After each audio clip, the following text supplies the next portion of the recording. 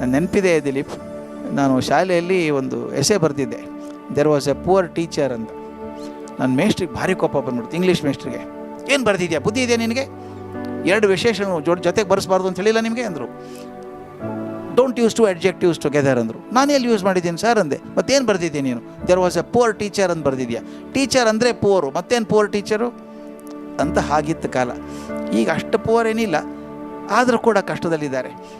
ಬಹಳಷ್ಟು ಜನ ಶಾಲೆಯಲ್ಲಿ ಮಕ್ಕಳ ಫೀಸ್ ಬಂದಿಲ್ಲ ಅಂತ ಮೇಸ್ಟಿಗೆ ಸಂಬಳ ಕೊಟ್ಟಿಲ್ಲ, ಸಂಬಳ ಅರ್ಧ ಆಗಿದೆ, ಕೆಲವರು ಕೆಲಸ ಕಳ್ಕೊಂಡಿದ್ದಾರೆ, ಬಹಳ ನಿರಾಸೆಯಲ್ಲಿದ್ದಾರೆ. ಆದರೆ ಒಂದು ಮಾತು ಹೇಳ, ಗಟ್ಟಿ ಮಾಡಿ ತಡ್ಕೊಳ್ಳಿ. ಶಿಕ್ಷಕರಿಗೆ ಮೊದಲನೇ ಗುಣ ಇರಬೇಕಾದದ್ದು ತಾಳ್ಮೆ. ತಾಳ್ಮೆ ಯಾಕೆ ಇಟ್ಕೋಬೇಕು ಗೊತ್ತಾ? ನಾಳೆ ಅದೇ ಮ್ಯಾನೇಜ್ಮೆಂಟ್ ನಿಮ್ಮ ಮನೆ ಮುಂದೆ ನಿಂತ್ಕೊಳ್ಳುತ್ತೆ. ನನಗೆ ಇಂಗ್ಲೀಷ್ ಟೀಚರ್ ಬೇಕು ಬನ್ನಿ, ಮ್ಯಾಥ್ಸ್ ಟೀಚರ್ ಬೇಕು ಬನ್ನಿ, ಸಂಬಳ ಕೊಡ್ತೀವಿ ಬನ್ನಿ ನಿಮಗೆ. ಯಾಕಂದರೆ ಎಲ್ಲ ಶಾಲೆಯಲ್ಲಿ ತೆಗೆದು ಹಾಕಿದಾರಲ್ಲ, ಕಲಿಸೋರು ಏನು ರೋಬೋ ಕಲಿಸ್ತಾವ? ನಮ್ಮ ಶಾಲೆಯಲ್ಲಿ ಮೇಸ್ಟ್ರೇ ಕಲಿಸ್ಬೇಕಲ್ಲ, ನಾಳೆ ನಿಮಗೆ ಕೊಡ್ತಾರೆ. ಆದರೆ ಈ ಸಮಯ ಏನು ಮಾಡಬೇಕು ಗೊತ್ತಾ? ಅಳ್ತಾ ಕೂತ್ಕೊಳ್ಳೋದಲ್ಲ. ನಾನು ಸಾಧಾರಣ ಮೇಸ್ಟ್ರಾಗಿದ್ದರೆ ಒಳ್ಳೆ ಮೇಸ್ಟ್ರಾಗಬೇಕೀಗ. ಈ ಟೈಮ್ ಇದೆಯಲ್ಲ, ಓದಿ ಚೆನ್ನಾಗಿ ಓದ್ಕೊಳ್ಳಿ, ವಿಷಯವನ್ನು ಚೆನ್ನಾಗಿ ತಿಳ್ಕೊಳ್ಳಿ, ಕಲಿಸೋ ರೀತಿಯನ್ನು ಪ್ರಾಕ್ಟೀಸ್ ಮಾಡ್ಕೊಳ್ಳಿ. ಸಾಧಾರಣ ಟೀಚರ್ ಒಳ್ಳೆ ಟೀಚರ್ ಆಗಬೇಕು, ಒಳ್ಳೆ ಟೀಚರ್ ಎಕ್ಸ್ಟ್ರೀಮ್ ಎಕ್ಸಲೆಂಟ್ ಟೀಚರ್ ಆಗಬೇಕು, ಎಕ್ಸಲೆಂಟ್ ಟೀಚರ್ಸ್ ಎಕ್ಸ್ಟ್ರಾಡಿನರಿ ಟೀಚರ್ ಆಗಬೇಕು. ಈ ಸಮಯ ಕೊಟ್ಟದ್ದು ಕೊರೋನಾ ಸುಮ್ಮನೆ ಹತ್ಕೊಂಡು ಕೊಡೋದಕ್ಕಲ್ಲ. 3 ತಿಂಗಳು ಚೆನ್ನಾಗಿ ಪ್ರಿಪೇರ್ ಆಗಿ, ನೀವು ಒಳ್ಳೆ ಮೇಸ್ಟ್ರ್ ಇದ್ದೀರಿ, ಮನೆ ಮುಂದೆ ಜಗಳಕ್ಕೆ ಬರ್ತಾರೆ ಮ್ಯಾನೇಜ್ಮೆಂಟ್ದವರು, ನಮ್ಮ ಕಡೆ ಬನ್ನಿ ನಮ್ಮ ಕಡೆ ಬನ್ನಿ. ಆ ಅವಕಾಶ ಸೃಷ್ಟಿ ಮಾಡ್ಕೋಬೇಕು. ಜಗತ್ತಲ್ಲಿ ಯಾರೂ ನಮ್ಮನ್ನು ಕೈ ಹಿಡಿದು ಕರ್ಕೊಂಡು ಹೋಗಲ್ಲ. ಎಲ್ಲಿವರೆಗೂ ನಾನು ಸಿದ್ಧ ಆಗಿಲ್ಲ, ಅಲ್ಲಿವರೆಗೂ ನಾನು ಸಿದ್ಧ ಆದರೆ ಜಗತ್ತು ಕಾಯ್ತಾ ಇದೆ. ಈ ಅವಕಾಶವನ್ನು ಚೆನ್ನಾಗಿ ಬಳಸ್ಕೊಳ್ಳಿ, ವಿಷಯದಲ್ಲಿ ಪರಿಣಿತಿ ತಗೊಳ್ಳಿ, ಭಾಷೆಯನ್ನು ಬೆಳೆಸ್ಕೊಳ್ಳಿ, ಕಲಿಸುವಂಥ ರೀತಿಯನ್ನು ಕಲ್ತ್ಕೊಳ್ಳಿ. ಯಾಕೆ ಕೆಲಸ ಸಿಗಲ್ಲ ನೋಡೋಣ? ನೀವು ಕೆಲಸ ಕಳ್ಕೊಂಡಾಗ ಏನು ಸಂಬಳ ಆಯ್ತು ಅದ್ರ 2 ಪಟ್ಟು ಸಂಬಳ ಕೊಟ್ಟು ಮನೆಗೆ ಬಂದು ಕರ್ಕೊಂಡು ಹೋಗ್ತಾರೆ ನಿಮ್ಮನ್ನು. ಅದು ಸಿದ್ಧತೆ ನಾವು ಮಾಡ್ಕೋಬೇಕಾಗತ್ತೆ. ನನ್ನ ರಿಲೇಷನ್ನಲ್ಲಿ ನನ್ನ ಸೋದರ ಭಾವನ ಮಗ, ನನ್ನ ತಮ್ಮ ಆಗಬೇಕು, ಅವ್ನ ಹೆಂಡತಿ ಸತ್ತೋದ್ಲು. ಸ್ಕೂಲ್ ಹೆಡ್ ಮಿಸ್ಟ್ರೆಸ್ ಆಗಿದ್ದವಳು. ಏಕಾಏಕಿ 3 ದಿವಸದಲ್ಲಿ ಹೋಗ್ಬಿಟ್ಲು ಪಾಪ ಹುಡುಗಿ. ಈಗ ಅವನಿಗೇನು ಸಮಾಧಾನ ಹೇಳೋದು ನಾನು? ಸಾವಿಗೆ ಸಮಾಧಾನ ಇಲ್ಲ, ಸಾವಿಗೆ ಸಮಯ ಒಂದೇ ಇರೋದು.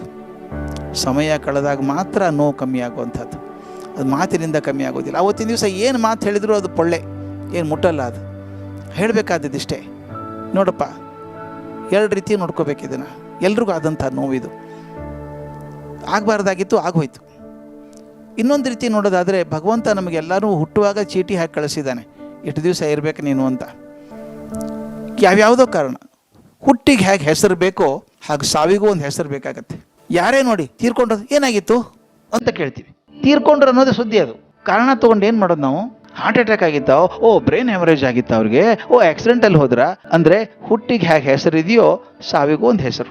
ಅದು ನಾನು ಹೇಳ್ಕೋಬೇಕು. ಸಮಾಧಾನ ಕೊಡಬೇಕಾದ್ರೆ ದೈವ ತೀರ್ಮಾನಪ್ಪ ಅದು. ಕೆಲವರು 20 ವರ್ಷಕ್ಕೆ ಹೋಗ್ತಾರೆ, ಕೆಲವರು 102 ವರ್ಷ ಆದರೂ ಇರ್ತಾರೆ. ಅದು ಅವ್ರು ಪಡ್ಕೊಂಡು ಬಂದಂಥದ್ದು, ಅದು ದೈವ ನಿಯಮಿತ. ಅದು ಅದರಿಂದ ಆದದ್ದನ್ನು ಒಪ್ಕೋಬೇಕಾಗತ್ತೆ. ಜಗತ್ತಲ್ಲಿ ಬೇರೆ ದಾರಿ ಇಲ್ಲ ನಮಗೆ. ಅಳ್ತಾ ಕೂತ್ಕೊಳ್ಳೋದ್ರಿಂದ ಆಗೋಲ್ಲ. ಅವ್ರ ನೆನಪನ್ನು ಸಾರ್ಥಕ ಮಾಡುವಂಥ ಏನಾದರೂ ಒಂದಿಷ್ಟು ಕೆಲಸ ಮಾಡು.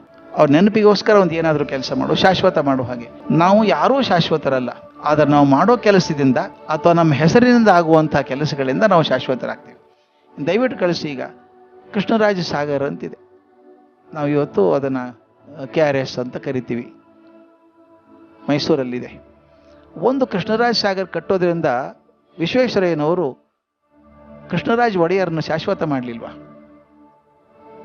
ಶಾಶ್ವತ ಆಗಿ ಹೋದರು. ಎಷ್ಟು ವರ್ಷ KRS ಇರುತ್ತೋ ಅಷ್ಟು ವರ್ಷ ಕೃಷ್ಣರಾಜ ಸಾಗರ್ ಅಂತ ಇರೋದು. ಕೃಷ್ಣರಾಜ ಸಾಗರ್ ನೆನೆಸ್ಕೋಬೇಕು ನಾವು ರಾಜರನ್ನ. ಹಾಗೆ ಒಂದೊಂದು ಕೆಲಸ ಮಾಡೋದ್ರಿಂದ ಒಬ್ಬರು ಶಾಶ್ವತ ಆಗಿಬಿಡ್ತಾರೆ. ಈಗ ನೋಡಿ, ಕೆಂಗಲ್ ಹನುಮಂತಯ್ಯನವರು ವಿಧಾನಸೌಧ ಕಟ್ಟಿದರು, ಅದರಿಂದ ಅವ್ರು ಶಾಶ್ವತ ಆಗೋದ್ರು. ಕೆಂಗಲ್ ಹನುಮಂತಯ್ಯನವರು ಇಲ್ಲ, ಈಗ ಶಾಶ್ವತರಾಗಿ ಹೋದರು. ಮಿಸೈಲ್ ಮಾಡಿದವರು ಕಲಾಂ ಇಲ್ಲ, ಈಗ ಮಿಸೈಲ್ ಮ್ಯಾನ್ ಅಂತ ಹೆಸರಾಗಿ ಹೋದರು. ಮಿಸೈಲ್ ಮೇಲೆ ಹೆಸರು ಹಾಕ್ಬಿಟ್ರು. ಹಾಗೆ ನಾವು ಮಾಡೋ ಕೆಲಸದಿಂದ ಆಗ್ತದೆ. ಅಕಸ್ಮಾತ್ ಅವ್ರು ನಮ್ಮವ್ರು ಹೋದರು ಅಂದರೆ ಅವ್ರ ಹೆಸರು ಶಾಶ್ವತ ಆಗುವಂಥ ಕೆಲಸ ಮಾಡಿ ಒಂದೇನಾದರೂ ಅಲ್ವಾ?